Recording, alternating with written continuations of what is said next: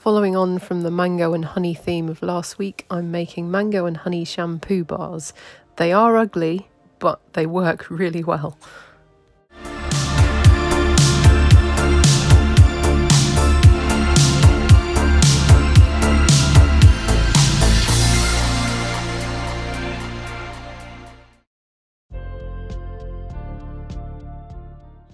So, are these the ugliest shampoo bars in the world? Yes, probably. But they work really, really well, which is why I'm sharing this recipe. And I'm really sorry I didn't have a very good mould. And there are other mistakes I made along the way, but I do want to share the recipe because it did turn out very well. So yeah, I'll explain my process as we go along. So first of all, shampoo bars are basically solid shampoo, but the actual cleansing ingredients are far more concentrated due to the solid form, so they tend to last longer. We use mild surfactants and add in other hair and scalp beneficial ingredients to create a mouldable putty type texture that can be shaped by hand or pushed into a mould and left for a few days to dry out before using. You wouldn't normally use BTMS 50 and polycortineum 7 with anionic surfactants as they're opposite charges, and they'd essentially repel each other, leaving an unstable formulation with lumps. These lumps are known as complexes.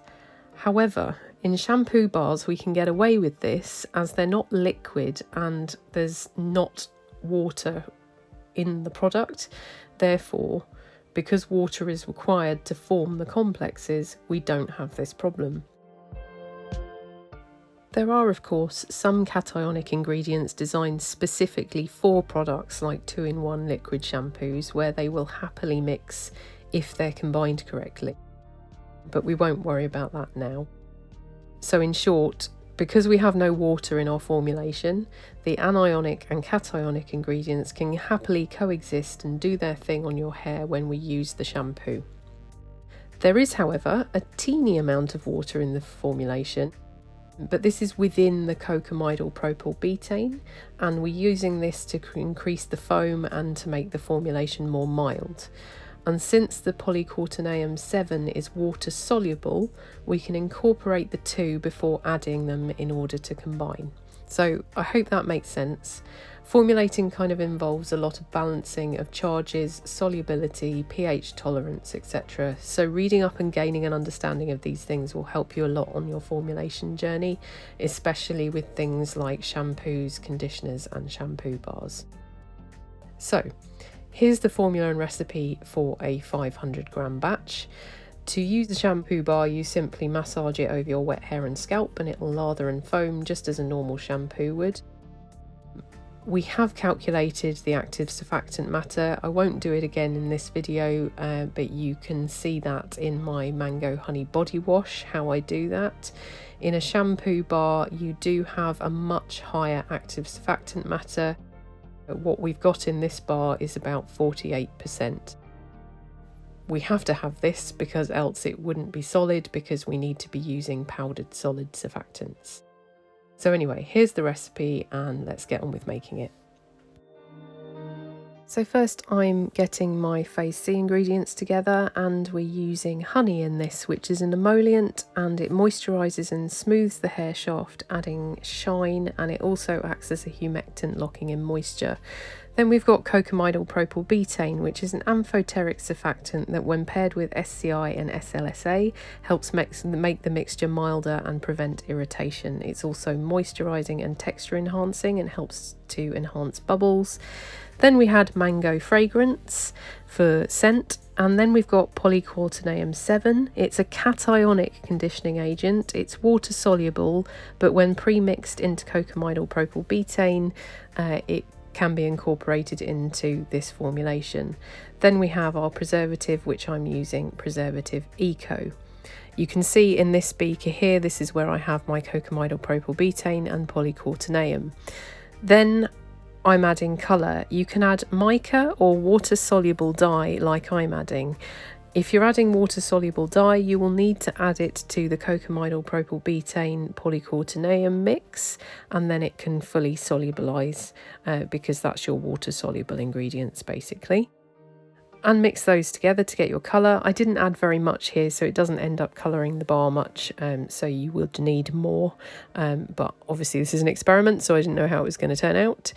So I then pour that into my honey and the rest of the Phase C ingredients and give that a really, really good mix to make sure it's all incorporated, because the honey's quite thick, so you want to make sure that everything's evenly distributed within the mixture. So we'll do that, and then we'll move on to preparing another phase.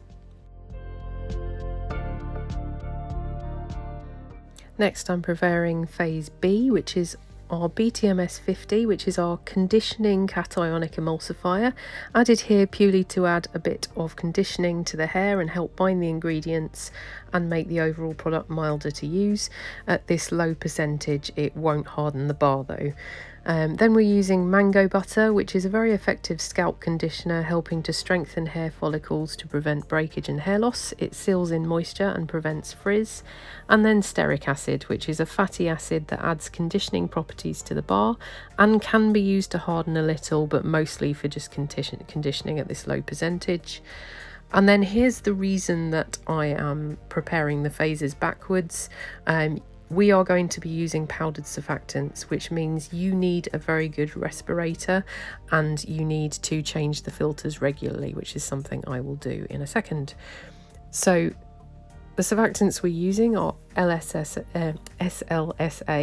which is a mild anionic surfactant that cleanses and lathers to remove dirt and oil without stripping the scalp and hair. Then SCI, which is a mild anionic surfactant that cleanses and foams, and then kaolin clay, which will add to the creamy lather of the bar and help to cleanse the scalp. Keep your respirator on because this stuff gets airborne really easily and it is not pleasant to breathe in at all. So keep a window open as well. Make sure your room's well ventilated. Mix that round. What you want to do that I didn't is try and get rid of all the lumps in the SLSA or SCI if you've got them in that. You can grind it first, or if you'd chosen the hot process method to this where you melt it all down, then that helps get rid of them too. So what I've done here is I've melted down the stearic acid and BTMS 50, etc., and added that, mixed it in a little bit, and then I've added my Phase C ingredients, which is the honey and the cocamidal propylbutane, etc.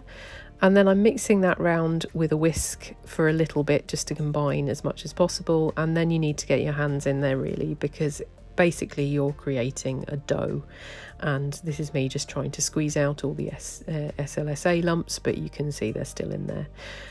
If you choose to hot process this, you can basically melt down Phase A, and that makes it a lot smoother batter and you'll find it easier to get into your molds, but I was a bit time pressed, so I did this cold process, but you can do either. I've chatted about both in the blog post that's linked below. Then it's just a case of either moulding them yourself or pushing them into moulds, or you can use a bath bomb press to compact them. However you want to do them, just make them look nicer than mine, because mine look absolutely terrible and I'm not afraid to admit that. So yeah, this is what mine look like now. Let's leave them for a couple of days and then now let's test them out.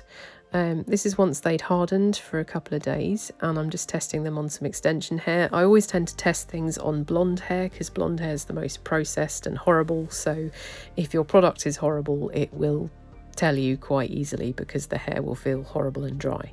But so far so good. The lather on this is absolutely amazing because obviously we've got some very, very foamy surfactants in very, very high active surfactant matter percentage, so you're going to get that. It rinses out lovely. At this point it doesn't feel like it needs a conditioner at all, so I'm not going to use one. I'm just going to use the shampoo bar and then dry the extension hair and see what it's like dry. But as you can see, I've unmoulded the other one. It is ugly. It didn't press very well. Yeah, I'll make a bit more effort with the next one, guys, but if you make this recipe, try and make them look prettier than I did. But let's have a look at the hair after I've dried it. And this is without any conditioner. This is just blow dried very roughly over a bristle brush, and it's come out lovely. Honestly, it doesn't need conditioner at all, and at the moment I'm loving honey-in products.